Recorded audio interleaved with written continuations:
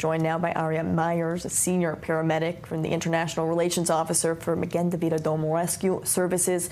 Aryeh, thank you so much for joining us this evening. As your teams at MDA, they continue to work around the clock. Can you tell us a little bit about the work that you are seeing throughout Israel right now? Absolutely. So Magen-David-Adom has obviously been on high alert since the first moments, since 3 o'clock in the morning when the country was woken by those sirens.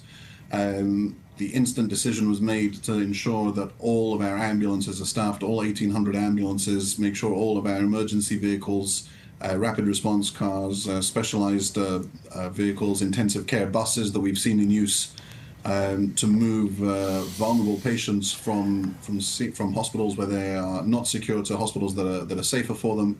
And obviously over the last couple of nights we've seen our teams risking their own lives to go and save the lives of others.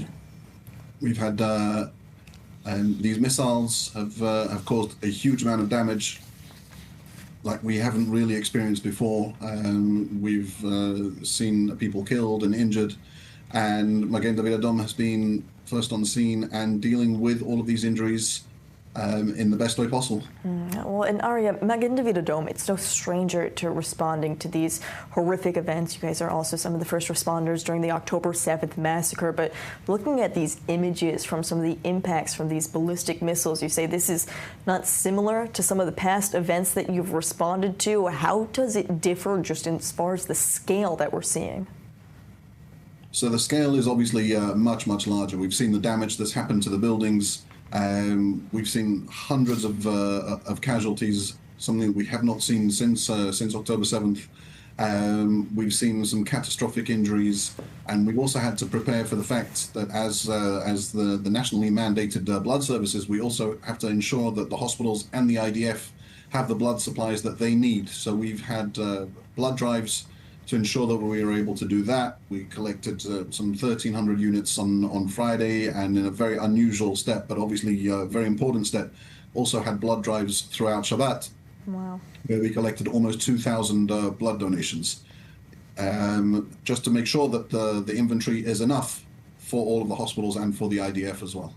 Aryeh, you and the Magen-David-Adom rescue teams, you said you jumped into action 3 a.m. In the overnight hours between Thursday and Friday, and you've been operating ever since, and it seems that this has no signs of slowing down, at least in the near future. So how is Magen-David-Adom preparing for what's to come over the next few days, even several weeks perhaps? So absolutely.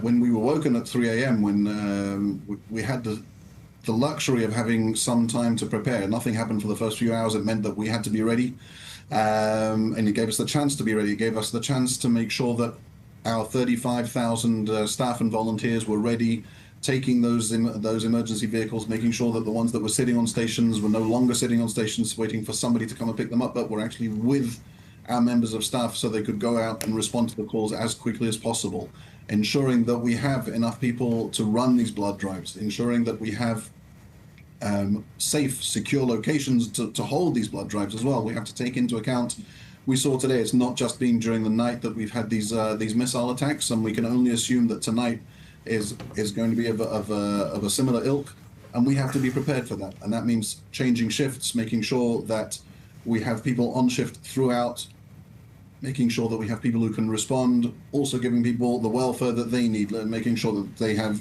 food and time to rest in between shifts. And the fact that we have these 35,000 staff and volunteers ensures that we have the manpower to keep doing that. Obviously, we would like to see an end to this, but should it continue, we are ready and able to continue providing that service to the people of Israel. Aryeh Myers, thank you for giving us some insight as to how Magen-David-Adom is operating and continuing to respond to the call for help. Thank you. Thank you very much.